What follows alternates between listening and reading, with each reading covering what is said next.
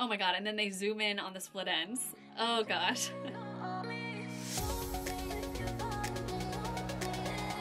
Hey guys, welcome back to my channel. If you're new here, my name's Brittany. Nice to meet you. Here we do all things curly hair, so if you want to rock your best curls, make sure to tap that subscribe button down below, and don't forget to hit the notification bell if you want to be notified every time I post. So today we're going to be doing a review. So a couple weeks back, a company called matthieu offered me a free hair analysis in exchange for my honest thoughts. And I'm curious and skeptical. What I had to do was collect my shed hair that was totally clean, so it didn't even have conditioner on it, pack it up, and send it away to matthieu for analysis. I also had to fill out a questionnaire online. So they asked me to describe my age, my natural hair texture, my hair density, whether or not I treat my hair chemically, if I'm following the curly girl method at the moment, which as you guys know, I'm currently not. So what I thought was really interesting is they wanted me to list 5 products that they would review for compatibility with my hair. So the way I decided to go about this was I was going to list a bunch of products that I love,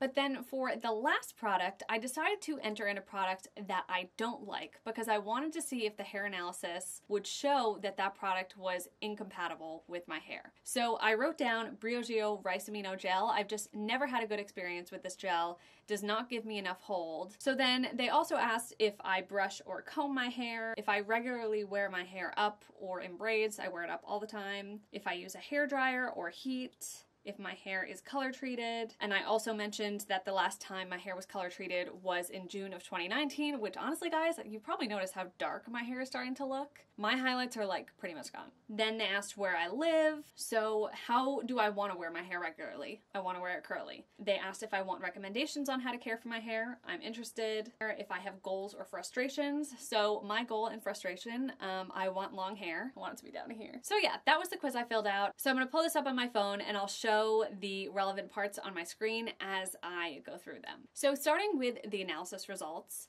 first off, it's saying that I have normal porosity at the root, normal at the mid shaft, and high porosity at the tip. So just like I said earlier in the video, my highlights are at the ends of my hair, so that totally makes sense. However, I think that this is kind of interesting because it differs from what my hairstylist said. So my hairstylist had typed me as just high porosity, and that's that, whereas this is saying normal to high. So I think that the normal to high kind of makes sense just based on where the color treatment is on my hair. So it's interesting how this is differing. I think something like porosity is so subjective, and it's kind of like, who do you want to trust here? Do you want to trust someone who maybe had like 100 strands of my hair separate from my head that just kind of fell out? Or would you trust the stylist who is physically touching my hair as it's connected to my head and seeing how it's reacting to water as she's applying it to my hair? Although some of this analysis does make sense that I do have high porosity hair, just mostly at the ends. And so that's definitely something to keep in mind. Just in general, I think that some of these like hair typing words that we use are subjective, and they're never something that you should like totally treat as Bible. You know, just because someone tells me I have higher porosity hair or normal porosity hair doesn't mean that I'm going to totally switch up my routine. But it's just one of those interesting things to keep in the back of your head as you see other curlies online and what they're using, and keeping in mind what their hair texture is like. Also, I just realized this is 39 pages. Oh my god. So next it kind of goes into an overview of my hair health. My tips display an array of damage. There is a range of width at the tip, and some of my tips have swelled due to damage, so that's horrible. So sealing my tips in oil or trimming my hair will prevent further damage. So if you guys remember from my haircut video, we actually didn't touch the ends of my hair at all. We really just fixed the layers. So I've been considering doing a self-trim for a while now, and this actually recommends cutting off 1 to 2 inches. So yeah, maybe I'll be doing that sooner rather than later. So next up it mentions that my hair has slight kinking and that 75% of my hair is medium width, with 25% coarse hair. So this is actually also something that I discussed with my stylist because I consider myself to have fine hair, and she completely agreed with me. She's like, you have fine hair, you just have a lot of hair. But as she was touching and going through my hair, she was like, ooh, you have some... Here's what I found. But as she was touching and going through my hair, she was like, oh, you have some coarse pieces. And I was like, yeah, it's like on this side, I have random coarse pieces. So here it doesn't mention anything about my hair being fine, but I feel like in this case, I would definitely trust my stylist a little more just because I gave just a random sample of my hair. In general, anyone who's touched my hair has been like, oh my God, it's so fine, I didn't realize. So the next recommendation is really interesting. So apparently that my hair is a little too stretchy when it's dry, which was indicating in the analysis that I needed protein. Now, at the time of me doing this analysis, I was taking a complete break from doing my hair. I wasn't deep conditioning, I wasn't using protein treatments, I wasn't even putting gel in my hair. I was doing leave-in every time I washed. Now, as you guys know, I'm a big advocate of protein moisture balance. You've seen my video, I've talked about it before. But essentially, your hair is a balance of protein and moisture. And if you use too much of one, you could have some negative effects. And so this analysis is essentially proving that out and saying that I wasn't using enough protein at the time, and it was pretty obvious in my hair.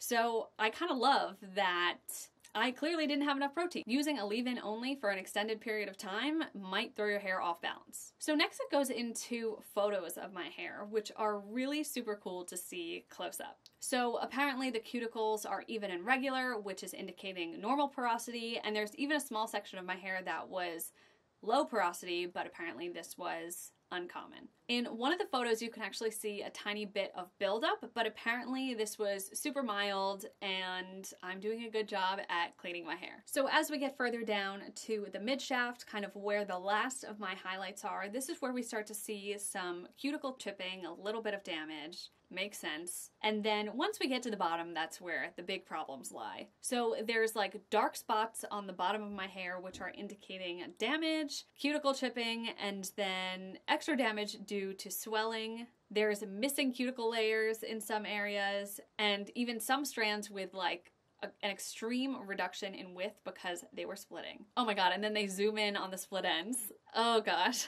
So then it goes on to a product review section. So here, based on my environment, they're recommending that I avoid humectants. Personally, I love humectants. All of my favorite products have humectants in them. When I use products that don't have humectants in them, my hair comes out bad. So gonna continue doing what I'm doing. Next, they recommend that I avoid non-water soluble silicones, waxes, drying alcohols, and sulfates. Now, you guys have probably seen my video on why I quit the Curly Girl method and busting Curly Girl method myths, but if you haven't seen those, definitely check those out in the description box below.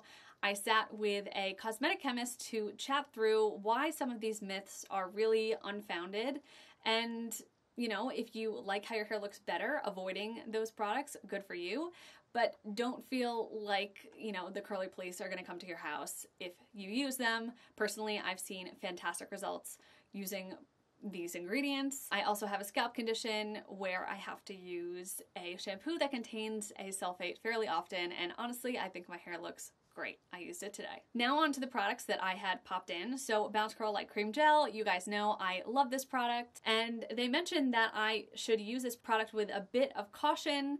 Contains high concentration of humectants. Personally, I love this product, and not only do I love it, I especially love it in the summer.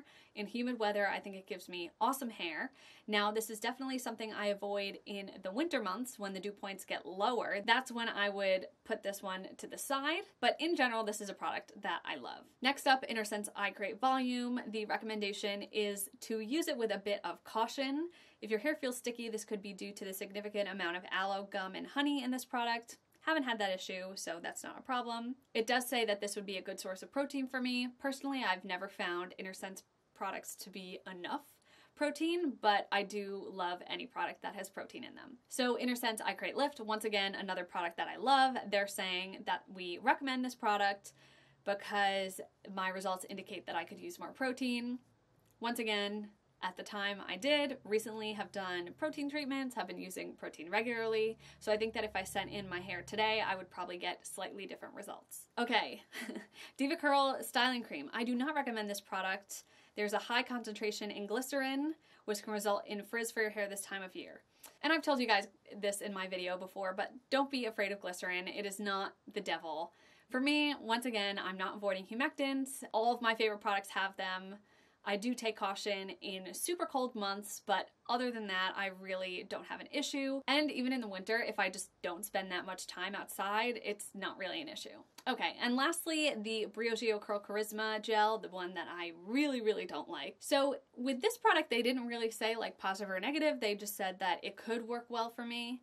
I think with this segment, I kind of expected more of them like almost like applying the products to the hair shaft. I guess they wouldn't necessarily buy the product, so that doesn't make sense. They're really just kind of looking to see if there are humectants and protein in these products. So I don't think that this section of the analysis was super helpful. I think that it really just speaks to the fact that you can't necessarily just look at a label and expect that to tell you how a product will work with your hair. So you guys know that I'm a protein fanatic. Anytime I'm going shopping, I'm reading the label to see if a new product that I want to try has protein in it. But of course, that's not going to give me the full story on whether or not a product works for me. There are products that I've looked at the back of the label and I've been like, wow, this sounds like it's going to work great, and I've hated them. And, you know, case in point here, I listed 5 products, 4 of which I loved, and the analysis was kind of telling me to take a little bit of caution with some of my favorite products. And then with a product that I really don't like, there wasn't necessarily as much of that warning. So not my favorite part here. So this next section goes into care and styling recommendations. Right off the bat, they recommend that I pre-poo, which once again, as I mentioned, I and my stylist are like, you have fine hair. And doing something like a pre-poo, I found weighs my hair down and just like doesn't work well for me. Also, as someone who has a scalp condition, leaving oils or anything on my scalp for a long period of time, not the way I want to go. But it continues to go into different recommendations about how to wash and how to style your hair, even giving definitions about certain techniques such as plopping or praying hands and the like. So this part, not really as relevant for me. I would say I'm an experienced curly, but if you are totally new to styling your hair curly, I think this section could definitely be helpful, because I think when it comes to styling curly hair, there are certain things that just don't occur to you because you get into a routine and you don't think to try anything different. So giving you kind of idea starters for how you could care for your hair a little differently, I think could be super helpful. All right, so next it gets into addressing my hair goals and frustrations. So they had mentioned adding in more protein into my diet, scalp massaging, also using protein on my hair, which once again, you guys know, I freaking love. They also call out that neutral protein filler is an option. As you guys know, that is definitely not an option for me, as that is the reason I have a scalp issue, so that's a no-go there. And they continue to go on with some other recommendations, as well as they also include an appendix with some links to styling videos, as well as just some additional definitions for anything that they talked about, and even some specific product recommendations. So after going through that whole thing, I thought that the actual analysis of the hair strands themselves were super duper interesting. Once again, wasn't really as impressed by the product analysis because some of their analysis tended to differ with how my hair actually behaved against certain products. But once again, that's, I think, hard to glean from, you know, just looking at my hair and then checking the ingredients. You really have to try the product to know how it's going to work for you. Is this something that you absolutely need to do to understand your hair? No. But if you are a new curly and you're just kind of a little bit confused about your hair and you want some interesting personalized advice that, you know, you take with a grain of salt, this could definitely be something to look into. I think specifically knowing that your hair has too much or too little protein would actually be really helpful for a lot of people. I cannot tell you how many messages I've gotten from people who are just not using any protein at all in their products, So having, you know, this analysis telling you that you need to fix that because of what they're seeing in your strands, I think could be super helpful. I am also very grateful that this analysis reminded me that I really do need to trim my hair. Although my ends are looking great, apparently there is a fair amount of damage and swelling, so I thought that was probably one of the coolest parts, to just physically see all of that damage that is too tiny for me to see with my eyes. So this was definitely a really cool experience. So if you guys are interested in getting your own hair analysis, My Main Bio has actually offered a discount code for my followers, which I will put here. Full disclosure, this is not an affiliate code. I'm not making any money off of this. This is just a code in case you guys are interested. But anyway, I hope you guys enjoyed this video. I hope this was helpful if you're interested in getting a hair analysis. But otherwise, I hope you guys have a great rest of your day, night, whatever time it is, and I'll see you guys soon.